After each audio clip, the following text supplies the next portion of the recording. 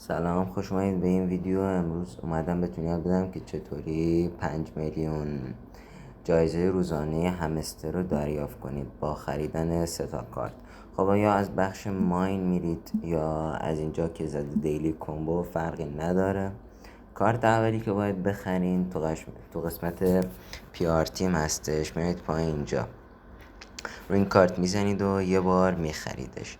کارت دومم اینجاست، باز تو قسمت پیار تیمه، یه بار خریدش میکنید.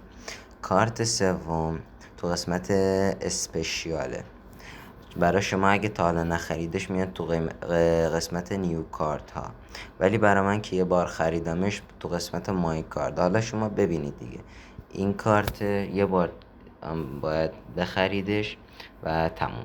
اینجوری شما 5 میلیون سکه دریافت کردین.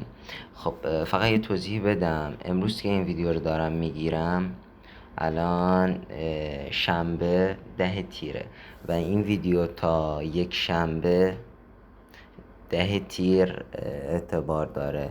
یعنی اگه از یک شنبه ساعت 3 ظهر گذشته باید ویدیوی فردا رو نگاه کنید. موفق باشید، بدرود. راستی اگه دوست دارید جایزه‌های روزانه و همستر و کلی ایدراپ خفن ازشون مطلع بشید، حتما چنل منو ساب کنید.